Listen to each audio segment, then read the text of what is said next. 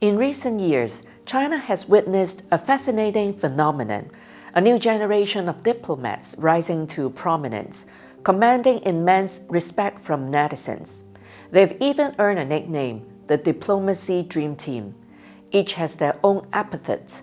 Foreign Minister Wang Yi, for instance, is known for his strong brow and sharp gaze.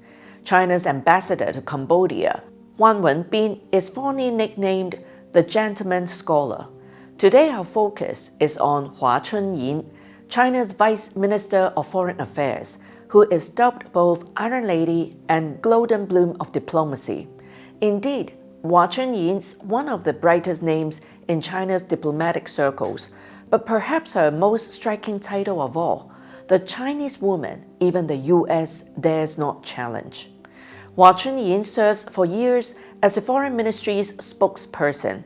She faced constant provocations from Western governments and endless barbed questions from European and American reporters. Yet, don't be deceived by her calm demeanor.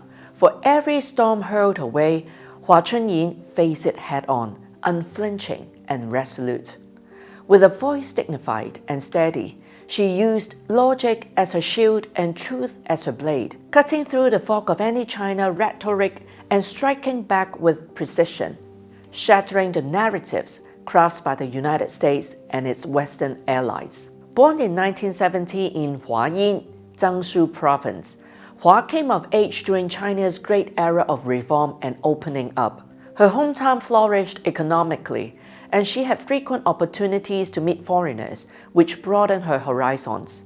Even as a schoolgirl, she was captivated by English books, laying a solid foundation in foreign languages and perhaps hinting at the diplomat she would one day become. In 1988, Hua Chunying entered Nanjing University, ranking first in her county. Upon graduating in 1992, she realized her lifelong dream, joining the Ministry of Foreign Affairs as an officer in the Department of Western European Affairs, now known as Department of European Affairs. Years of overseas posting followed before Hua returned to China in 2010. 2 years later, she was appointed Deputy Director General of the Department of Press, Communication and Public Diplomacy. And that November, she rose further, becoming the ministry's spokesperson, the fifth woman in history ever to hold that post. Her ascent continues swiftly.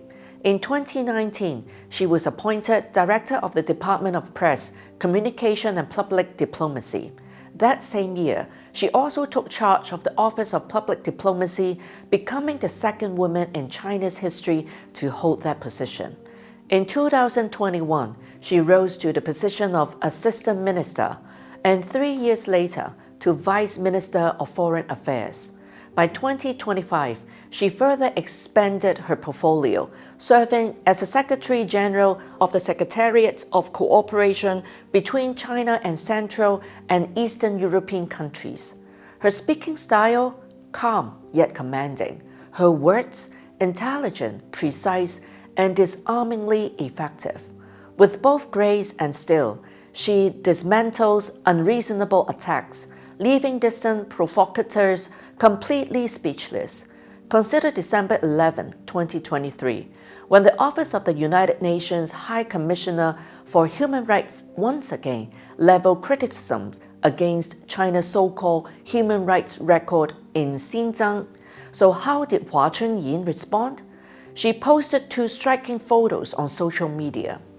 The first revealed a thriving modern Xinjiang with skyscrapers gleaming, streets alive with energy, standing in stark contrast to the ruins of Gaza. The second depicted joyful children playing in Xinjiang, set against an image of children in Gaza, their lives shattered by war. She then wrote, "While lying about the human rights situation in Xinjiang, the US keeps ignoring or even conniving at the killings in Gaza.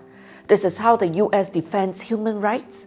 If the US really cares about and protects human rights, it should do something meaningful to save lives in Gaza, rather than keep lying about Xinjiang. 2 pictures, 2 paragraphs, and the accusations from Washington crumbled. A masterclass in diplomacy, brilliance woven with clarity and truth. Once again, in September 2023, the US State Department accused China of pouring billions into global disinformation campaigns. Her response this time was sharper still. She asked, accusing China of spreading disinformation globally? Just think about which country spread disinformation to wage war on Iraq, Syria, Afghanistan, etc., resulting in loss of numerous lives, destruction of economies, and suppression of technological cooperation. It was a question that struck deep. Is it only the United States that claim the right to disseminate disinformation, while other nations may not even speak the truth in defense of their dignity? Hua Chunying's calm assurance seemed to convey a simple message. There was no need for argument, only the truth needed to be spoken. In comparison, her poise stood worlds apart from the combative tone of the current White House press team, such as the spokesperson Caroline Leavitt. Hua is and remains infinitely more elegant, infinitely more persuasive. Yet there are moments, fleeting but fiery, when blood depths stir righteous anger. In July 2023, NATO issued a joint communique accusing China of posing systemic challenges to Euro-Atlantic security and of undermining the rule-based international order. Hua Chunying did not hold back. She denounced NATO bluntly. China having coercive policies? Isn't NATO the one who has engaged in bloc politics and military operations around the world, threatening other countries with force and challenging the interests, security, and values of the world? She once again reminded the world and the Chinese people of NATO's past bloodshed. We haven't forgotten the debt of blood NATO owes the Chinese people in bombing Chinese embassy in former Yugoslavia. Asia-Pacific countries don't welcome a war machine, still less an Asia-Pacific version of NATO that stokes bloc confrontation or a new Cold War. Many imagine diplomats to be soft-spoken and docile, but are they? Really? Of course not. A diplomat's mission is to defend the nation's interests, to uphold its dignity with neither arrogance nor subservience, and when the moment demands, to show righteous fury. When faced with NATO's bloodstained hypocrisy, Hua Chunying, graceful as ever, did not hesitate to let her anger show.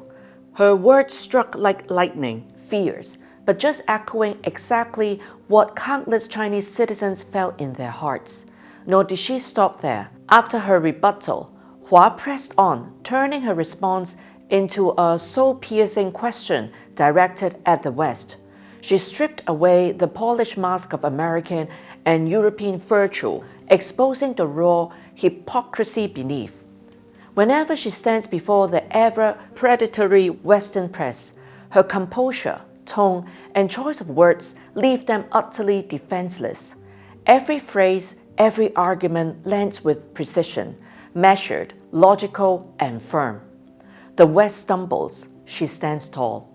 That surely is the essence of great power diplomacy, to remain calm amid the storm, to balance strength with grace, to think many moves ahead, and to win without shouting. So now, can you see why so many believe Hua Chunying is the Chinese woman even the US dares not challenge? For China, having diplomats like Hua Chunying standing guard at the gates of diplomacy is not only a symbol of strength, but in every sense, a blessing. Thank you for watching, and we'll bring you more on national diplomacy next time. Bye for now.